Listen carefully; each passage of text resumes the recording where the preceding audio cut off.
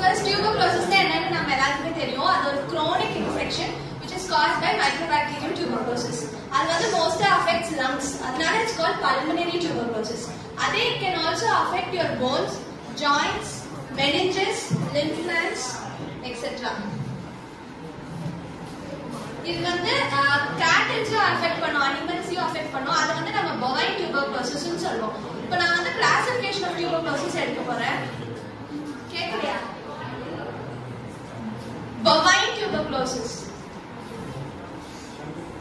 So classification வந்து காமனா வந்து tuberculosis ரெண்டா கிளாசிஃபைட் பண்ணுவாங்க. என்னன்னா bacteriologically confirmed tuberculosis, clinically diagnosed tuberculosis. Bacteriologically confirmedனா வந்து அதோட நம்மளோட ஸ்பூட்டம்ல வந்து bacteriologically அந்த tuberculosis இருக்குன்னு கன்ஃபார்ம் ஆயிருக்கு மைக்ரோஸ்கோபிக்கலா. அது bacteriologically confirmed tuberculosis.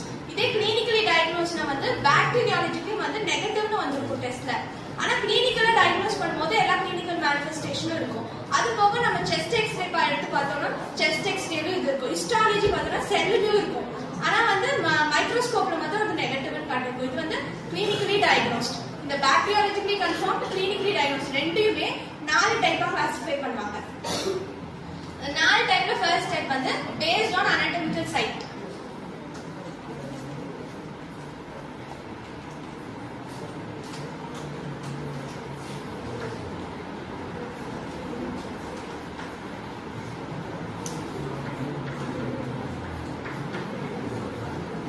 So based on anatomical site வந்து PTB, pulmonary tuberculosis, extrapulmonary tuberculosis. Pulmonary tuberculosis னா lung parenchyma மட்டுமே அஃபெக்ட் ஆயிருக்கும். அது வந்து pulmonary tuberculosis. Extrapulmonary tuberculosis னா pleura, meninges, joints, bone, lymph glands எல்லாமே அஃபெக்ட் ஆயிருக்கும். இப்போ வந்து நீங்க lungல இருக்கிற pleuraல வந்து lungல pleural effusion இருந்துச்சுன்னா அது வந்து pulmonary extrapulmonary. ஏன்னா அது extrapulmonary தான். ஏன்னா அது pleura அஃபெக்ட் ஆகுது. lungலயே pleura அஃபெக்ட் ஆயிருந்தாலும் அது extrapulmonary தான். அதுக்கப்புறம் நம்ம லங்ஸ்ல இருக்கிற lymph glands அஃபெக்ட் ஆயிருந்தாலும் அது extrapulmonary. any lymph gland, pleura, bones, joints அந்த மத்த ஆர்கன்ஸ் வந்தாலே அது extrapulmonary TB. இப்போ ஒரு பர்சனுக்கு வந்து லங்ஸும் அஃபெக்ட் ஆயிருக்கு, அது போக இந்த எக்ஸ்ட்ராபல்மனரியும் அஃபெக்ட் ஆயிருக்குன்னா அவங்கள வந்து நம்ம இந்த கேட்டகரியில தான் நம்ம கிளாசிஃபை பண்ணுவோம். இது ஃபர்ஸ்ட் கிளாசிஃபிகேஷன். அடுத்த கிளாசிஃபிகேஷன் வந்து based on the history of treatment, previous treatment. அந்த ஹிஸ்டரியில ரெண்டா கிளாசிஃபை பண்ணுவோம். New patient, previously treated patient. New பேஷண்ட்னா இப்பதான் உங்களுக்கு வந்து புதுசா இப்பதான் உங்களுக்கு வந்து டிபி வந்து இன்ஃபெக்ட் ஆயிருக்கு. இல்லனா அவங்க வந்து டிபி ஆன்டி டிபி ட்ரக்ஸ் வந்து லெஸ் தென் 1 மந்த் தான் எடுத்திருக்காங்க அப்படின்னா அவங்க வந்து நியூ பேஷண்ட். ஒரு மந்த்துக்கு கம்மியா தான் அவங்க வந்து ஆன்டி டிபி ட்ரக்ஸ் முன்னாடி எடுத்திருக்காங்கன்னா அவங்க வந்து நியூ பேஷண்ட். இதே ஒருத்தர் வந்து ஆன்டி டிபி ட்ரக்ஸ் 1 மந்த்துக்கு மேல எடுத்திருக்காங்கன்னா அவங்க வந்து previously treated patient. அந்த previously treated patientலயே நிறைய இருக்கு. அது என்ன சொல்றாங்கன்னா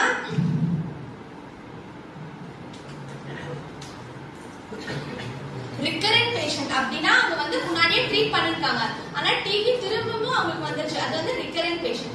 இன்னொன்னு வந்து ட்ரீட்மெண்ட் வந்து ஃபெயில் ஆயிடுச்சு. இன்னொரு டைப்ல ட்ரீட்மெண்ட் கொடுத்து அந்த ட்ரீட்மெண்ட் ஃபெயில் ஆச்சுன்னா அது இன்னொரு டைப். இதே வந்து ட்ரீட்மெண்ட் கொடுத்து ஆனா அவங்க ஃபாலோ அப் பண்ணல, அது தேர்ட் டைப். ஃபோர்த் டைப் வந்து அவங்க ட்ரீட்மெண்ட் கொடுத்துருக்காங்க ஆனா அதோட அவுட்கம் வந்து டாக்குமெண்டே பண்ணல, அது fourth type. Mono resistance, poly resistance, multi drug resistance, extensive drug resistance, அப்புறம் ரிஃபர்மிஷன் ரெசிஸ்டன்ஸ். மோனோ ரெசிஸ்டன்ஸ் என்னன்னா ட்ரக்ல வந்து 2 ட்ரக் இருக்கு. First line drug, second line drug. இதெல்லாம் ஃபர்ஸ்ட் லைன் ட்ரக், இதெல்லாம் செகண்ட் லைன் ட்ரக்.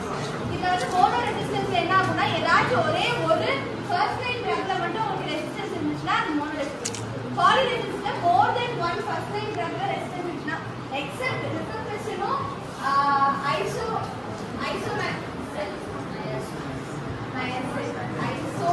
இந்த ரெண்டு ஃபர்ஸ்ட் ரெண்டுக்கு தவிர மற்ற எல்லாத்தோட உங்களுக்கு ரெசிஸ்டன்ஸ் இருந்துச்சுன்னா அது வந்து பாலி ரெசிஸ்டன்ஸ்.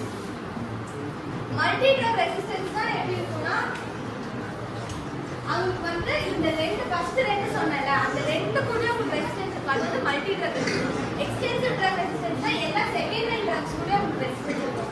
அப்புறம் அந்த ரிஃபர்மிஷனுக்கு மட்டும் தனியா ஒன்று இருக்கு. ரிஃபர்மிஷன் அந்த பர்டிகுலர் ட்ரக்குக்கு மட்டும் ரெசிஸ்டன்ஸ் இருக்குது, அதோட சைட். அதுக்கப்புறம் பேஸ்ட் ஆன் ஹெச்ஐவி ஸ்டேட்டஸ் வந்து HIV positive, HIV negative, HIV status unknown. இப்போ அந்த time of diagnosis, TB diagnosis அப்போ வந்து ஹெச்ஐவி ஹெச்ஐவி டயக்னோசிஸும் பாசிட்டிவா இருந்துச்சுன்னா அது ஹெச்ஐவி பாசிட்டிவ். டயக்னோஸ் பண்ணும்போது ஹெச்ஐவி வந்து ஹெச்ஐவி டெஸ்ட் பண்ணும்போது அது நெகட்டிவ் வந்து ஹெச்ஐவி நெகட்டிவ். டயக்னோஸ் பண்ணும்போது ஹெச்ஐவி அவங்க வந்து டெஸ்ட் பண்ணல அப்படின்னா ஹெச்ஐவி ஸ்டேட்டஸ் அன்னோன். இதுதான் கிளாசிஃபிகேஷன். அதுக்கப்புறம் நேச்சுரல் ஹிஸ்டரி